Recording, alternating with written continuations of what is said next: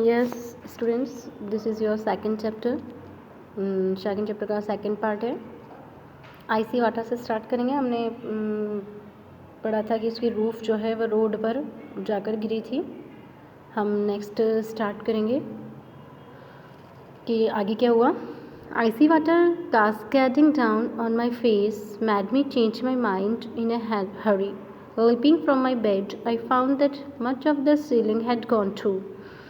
Cascading down मतलब pouring down. आइसी water जो था वो गिर रहा था मेरे फेस पर, और उसने मेरे जैसे ही मेरे फेस पर गिरा मेरा माइंड चेंज हुआ।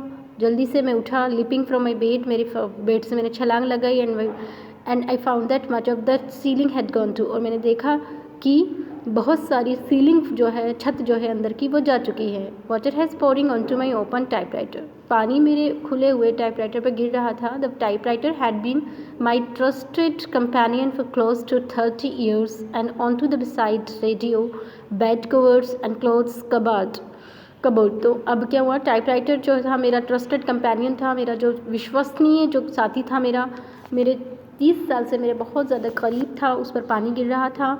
एंड रेडियो, उसके अलावा radio, bed covers, clothes, cupboards, इन सब पे पानी आ रहा था। The only object that wasn't receiving any rain was the potted philodendron. Philodendron होता है ट्रॉपिकल इंडोर प्लांट होता है, वो पोटेड पोट में रखा हुआ था, उसको छोड़कर हर जगह पानी गिर रहा था। Which could have done with the little watering. उस पर बस थोड़ा सा ही पानी आ रहा था, बाकी तो वही बचा हुआ था, बाकी सब पर पानी गिर रहा था। Picking up my precious typewriter, मैंने उठाते हुए मेरा जो प्रीशियस कीमती टाइपराइटर था उसको उठाते हुए, एबंडिंग द रेस्ट, एबंडिंग मतलब छोड़ देना, त्याग देना, बाकी सबको मैंने छोड़ दिया। And I stumbled into the front sitting room. Stumble लड़खड़ाते हुए मैं अपने फर्स्ट सिटिंग रूम में की तरफ गया।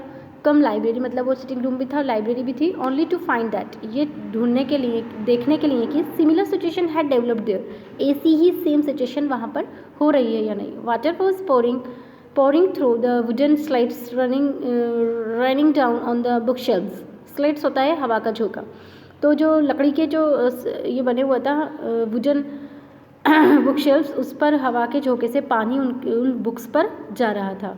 But now I had been joined by the children. अब मैं ज्वाइन हो चुका था चिल्ड्रन के द्वारा, मतलब चिल्ड्रन भी मेरे साथ ज्वाइन हो गए थे उन सबको बुक्स को बचाने में। Who had come to rescue me, जो मुझे बचाने के लिए आए थे। Their section of the roof hadn't gone as yet. उनका जो रूम का सेक्शन था, रूफ वहाँ से अभी तक वो गई नहीं थी। Their parents were struggling to close a window which had burst open, letting in lashing of wind and rain. उनकी जो पेरेंट्स थे स्ट्रगल कर रहे थे क्लोज टू ए विंडो, उस विंडो को क्लोज करने के लिए, जो कि बर्स्ट ओपन, जो कि खुल गई थी हवा के झोंके से। लेटिंग इन लैशिंग ऑफ, लैशिंग होता है पानी का बरसना, पानी को पोरिंग, लैशिंग को आप पोर कह सकते हो यहाँ पे, कि pouring of wind and rain, जो कि विंडोज़ पे कंटिन्यूसली स्ट्राइक हो रहा था, बैटरिंग हो रहा था विंडो पे कंटिन्यूसली वाटर एंड विंड का, उससे वो विंडो ओपन हो गई थी, तो उसको क्लोज करने की कोशिश कर रहे थे उनके parents. Save the books shouted Dolly, Dolly चिल्लाई, बुक को बचाओ। The youngest and the became a railing cry for the next hour or two. मतलब जो हमारी जो क्राइम मतलब चिल्ला 1 घंटे और अगले 2 घंटे तक यही चलती रही, इसको बचाओ उसको बचाओ, save the book, save the etcetera etcetera. I have open shelves, मैंने शेल्व्स को खोल रखी थी। वनरेबल टू बोरोवर्स, मैंने अपनी शेल्व्स को खोल रखा था। Vulnerable to expose to borrowers as well the floods, मतलब जो एक्सपोज करना, शो कर देना, तो बोरोवर्स मतलब लेने वाले। तो जो बुक शेल्फ्स थी वो मैंने खोल रखी थी मैंने। Vulnerable to borrowers as well the floods, जैसे कि फ्लड, बाढ़ आ जाती है ना एकदम, तो ऐसे ही मैंने भी जो शेल्फ्स थी उनको खोल रखा था। Dolly and her brothers picked up armfuls of books, मतलब मैंने खोल दी वो बुक्स, जैसे फ्लड आ गई हो जैसे, तो बहुत सारी बुक्स थी एक साथ, तो वो डॉली और उसके ब्रदर ने उसको पिक करना, आर्मफुल मतलब पूरे हाथों में उठा के बुक्स को उठा रहे थे। And carried them into their room, अपने रूम में ले जा रहे थे। But the floor was now awash all over the apartment, so the books had to be piled on the beds. मतलब जो फ्लोर था वो बहुत ज़्यादा गीला हो रहा था चारों तरफ से, तो इसलिए बुक को बेड पर रखना पड़ा, पाइल्ड को मतलब ढेर लगाना पड़ा. Dolly was helping me gather up some of my manuscripts when a large field rat leaped onto the desk in front of her. Dolly मेरी हेल्प कर रही थी मैन्यूस्क्रिप्ट्स, जो कि लिखा हैंड रिटन जो राइटिंग्स होती हैं, मैन्यूस्क्रिप्ट्स होती हैं, उनको इकट्ठा करने में मदद कर रही थी. When a large field rat leaped onto the desk in front of her, जो कि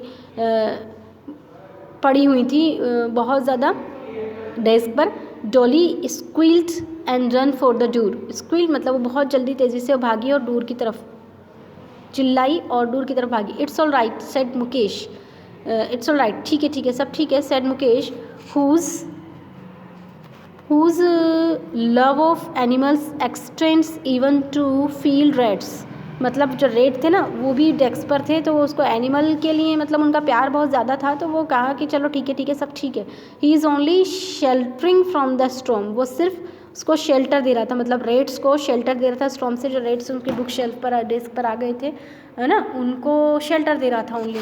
और डॉली उसको वहाँ से हटा रही थी, तो मुकेश ने कहा कि नहीं ठीक है, सिर्फ मैं तो शेल्टरिंग दे रहा हूँ उनको रेट्स को, और कुछ नहीं है. Big brother Rakesh whistled for our mongrel. Mongrel का मीन्स क्या होता है?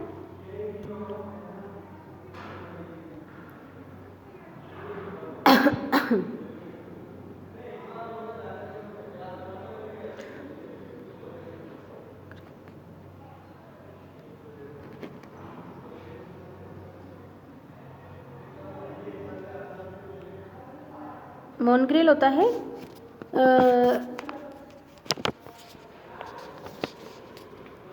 आपका क्या कह रहा है कि big brother Rakesh whistle for our mongrel. Mongrel कौन? टॉबी, एक डॉग, ठीक है, एक डॉग का स्पेशीज़ है mongrel Toby. But Toby wasn't interested in rats just. मतलब वो बिल्कुल भी, टॉबी जो था वो उसको वो मॉन्ग्रेल कह रहा था. मॉन्ग्रेल होता है दोगलापन होना, मतलब किसी के ज़्यादा सिंपैथी नहीं रखना किसी के लिए. तो उस टॉबी को उसने मॉन्ग्रेल कहा कि मॉन्ग्रेल जो था वो टॉबी वो इंटरेस्टेड नहीं था रेस्ट में, रेट को बचाने में. He had taken shelter in the kitchen. वो किचन में जाकर छुप गया था. The only dry spot in the house, जो कि सिर्फ हाउस में सिर्फ किचन ही जो ड्राई स्पॉट था, तो वो वहाँ चला गया था. मतलब उसने रेट को और बुक को किसी को भी नहीं बचाया. वो मॉन्ग्रेल टाइप का था. मॉन्ग्रेल का मतलब होता है दोगलापन करना, ठीक है. 2 rooms were now particularly roofless. अब 2 रूम जो थे वो particularly partially roofless. And the sky was frequently lighted up for us by flashes of lightning. मतलब जो 2 रूम थे वो बिल्कुल अब पार्शली रूफलेस हो चुके थे, और स्काई जो था वो लाइटेड अप हो रहा था. मतलब जो फ्लैशेस ऑफ लाइटनिंग, जो बिजलियाँ कड़क रही थी उस रात को, तो वो रूम में लाइटनिंग भी हो रही थी, बरसात का पानी भी आ रहा था. There were fireworks inside too. Fireworks भी था अंदर, मतलब आग भी चल रही थी. क्रैक हो जाता है ना, लाइट वगैरह चली जाती है, आ जाती है, और उसमें फिर पानी पड़ता है तो थोड़ा सा फायरवर्क्स हो जाता है inside. As water spluttered and crackled along the damage electric wire. Electric wire पे जब पानी आया, गिरा उस पर, तो वहाँ से क्या हो रहा था, आग निकल रही थी. Presently the lights went out altogether. Presently light जो थी वो जा चुकी थी. Which in some ways made the house a safer place. लेकिन अब क्या था, किसी तरीके से वो सेफ़र प्लेस बन गया था हाउस, क्योंकि लाइट चली गई थी तो बहुत अच्छी बात थी कि पानी अंदर आ रहा था और इलेक्ट्रिकल शॉक किसी के नहीं लगने वाला था. प्रेम द चिल्ड्रन का जो फादर था Prem is at his best in an emergency and he had already located and lit 2 kerosene lamps. जो कि वो अपनी इमरजेंसी में बेस्ट था वो अपनी काम में, तो उसने 2 केरोसिन लैम्प जला दिए थे. So we continue to transfer books papers and clothes to the children's room. तो हमने कंटिन्यूसली पेपर और जो अदर हाउस होल्ड जो थिंग्स थी वो चिल्ड्रन के रूप में ट्रांसफ़र हम इजीली कर रहे थे, क्योंकि प्राइम जो था चिल्ड्रन के फादर जो था उसने केरोसिन लैम्प जला दिए थे. We noticed that the water on the floor was beginning to subside a little. Where it is going? asked Dolly, for we could see no outlet. मतलब वो जो हमने देखा कि पानी जो है पानी जो है वो फ्लोर पर शुरू हो गया है, साइड में जमा होना शुरू हो गया है। तो उसने कहा कि अब ये कहाँ जा रहा है पानी। डॉली ने पूछा for we could see no outlet, मतलब हमें अब बाहर कैसे निकालें इस पानी को जो आ रहा है। Through the floor said Mukesh down to the room below, अब ये शायद फ्लोर के ज़रिए रूम की तरफ जा रहा है पानी। ही वॉज राइट टू, सही है। क्राइज ऑफ कॉन्स्टरनेशन, क्राइज ऑफ कॉन्स्टरनेशन क्या होता है? क्राइज ऑफ डिसमे, मतलब जो हमारी जो मतलब वो जो चीखें थी, सब लोग चिल्ला रहे थे। पड़ोसी नेबर्स जो थे वो तो बिल्कुल ही थे ही नहीं उनके नेबर्स, तो क्योंकि जो उनके नेबर में भी आधा किलो बिल्कुल फुटिल्स में उनके बिल्कुल थर्ड स्टोरी था और नीचे भी शायद टॉप फ्लोर पे ही लोग रहते थे, तो उनके नेबर्स भी होंगे आसपास। तो वहाँ वो पानी जा रहा था। फ्रॉम आवर नेबर्स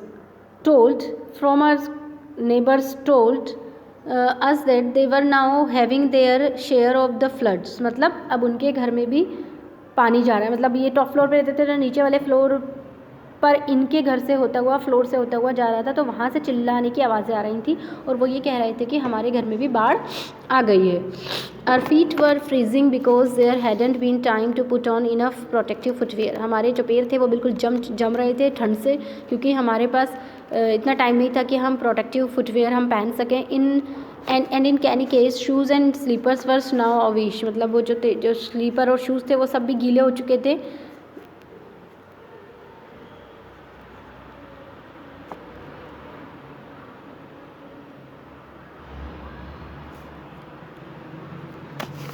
बह चुके थे वो पानी में।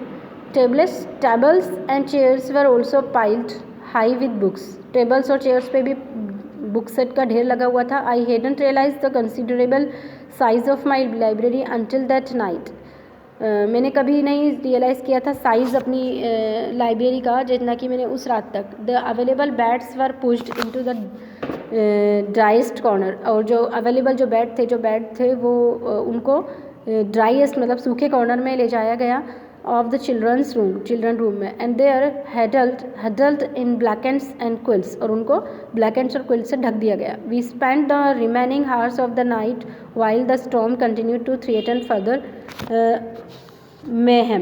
मैहम क्या होता है?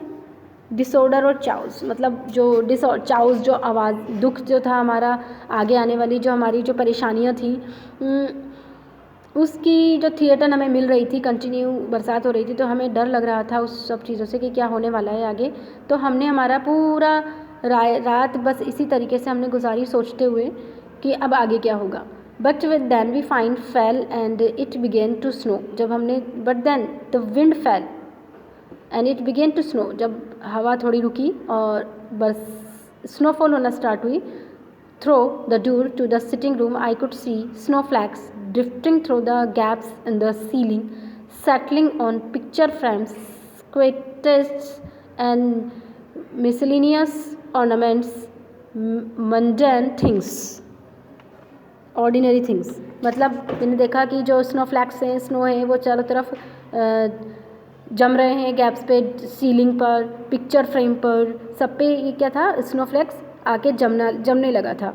Like a glue bottle and plastic doll took and certain beauty when covered with soft snow, मतलब जो थिंग्स थी ना उस पर, ग्लू बॉटल पे और प्लास्टिक डॉल पे बिल्कुल जम गई थी स्नो आकर, स्नोफ्लैक्स। तो ऐसा लग रहा था जैसे कि beauty when covered with snow, मतलब बहुत ही ज़्यादा ब्यूटी लग रही थी उन पर। The clock on the wall had stopped and with its covering of snow reminded me of a painting by Salvador Dali. Salvador Dali, a famous Spanish artist who painted striking and unusual images. एक साल्वेडर डाली एक Spanish artist है, वो unusual painting करता है। तो उसको जो एक स्नो कवर्ड और बहुत सारी जो फ्रेम्स थे उस पर स्नो आके जम गया था, तो ऐसा लग रहा था कि वो अनयूजुअल पेंटिंग्स हैं। तो वो किसकी याद आई? साल्वेडोर डाली की याद आई। And my shaving brush looked ready for use, और मेरा जो शेविंग ब्रश था वो बिल्कुल रेडी था यूज़ के लेने के लिए। Most of us dozed of, मतलब हम लोगों को सबको ही क्या था, नींद आ रही थी। I sensed that the direction of the wind had change, अब मैंने रियलाइज़ किया कि जो डायरेक्शन है विंड की वो चेंज हो चुकी है। And it was now blowing from the west, अब वो वेस्ट से बह रही है. It was making a rushing sound in the trees rather than in what remind of our roof. The clouds were scudding away. अब जो clouds मैंने देखा कि ईस्ट से जो हवाएं चल रही थी वो अब क्या हो चुकी हैं, हवा की जो डायरेक्शन थी वो चेंज हो चुकी है. और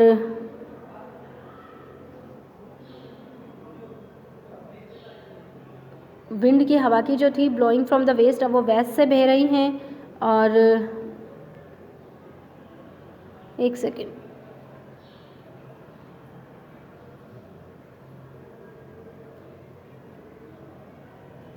स्करिंग अवे मतलब क्लाउड्स जो हैं वो चारों तरफ बिखर चुके हैं. स्करिंग होता है बिखरना, चारों तरफ बिखरना.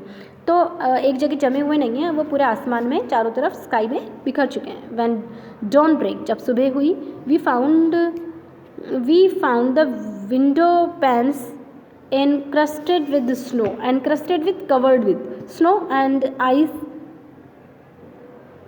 आइसिकल्स मतलब बर्फ़ के टुकड़े और स्नो जो था वो जमा हुआ था विंडो पैन पर. Window pane then the rising sun struck, और जो सूरज था वो निकल चुका था. राइजिंग क्या है, rising sun struck through the gaps in the ceiling and turned everything to gold. अब जब सुबह हुई हमने देखा कि सन निकल चुका है, बादल हट चुके हैं, बरसात रुक चुकी है, मौसम बिल्कुल साफ़ हो चुका है. और जो सीलिंग जो है हमारी, उसमें से जो सन की जो किरणें हैं वो हमारे घर में रूम में आ रही हैं.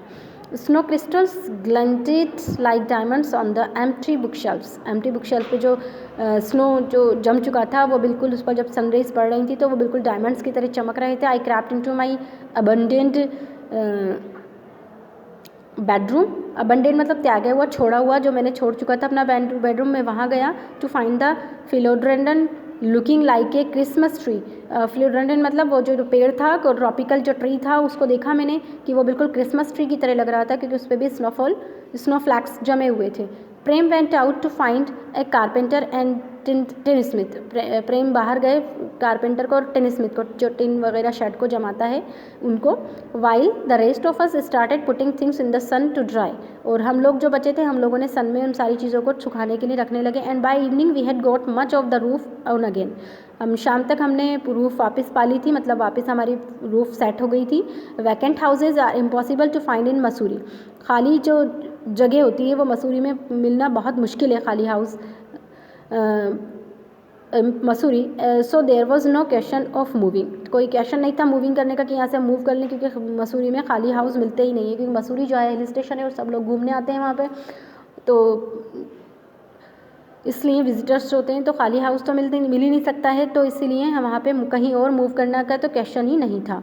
But it is much improved roof now. लेकिन अब जो रूफ थी वो बहुत ज़्यादा इम्प्रूव हो चुकी थी. And I took forward to the approaching winter with some confidence. अब मेरे में कॉन्फिडेंस आ गया था कि अब ऐसा कुछ नहीं होगा, क्योंकि जो रूफ है वो अब बिल्कुल पहले से सही हो चुकी है. अब कितने भी कुछ भी हो जाए अब ये हटेगी भी नहीं. जो होना था नुकसान हमारा हो चुका है. अब मैं फुल्ली कॉन्फिडेंस के साथ में था. ओके चिल्ड्रन, आपका चैप्टर फिनिश है. Thank you.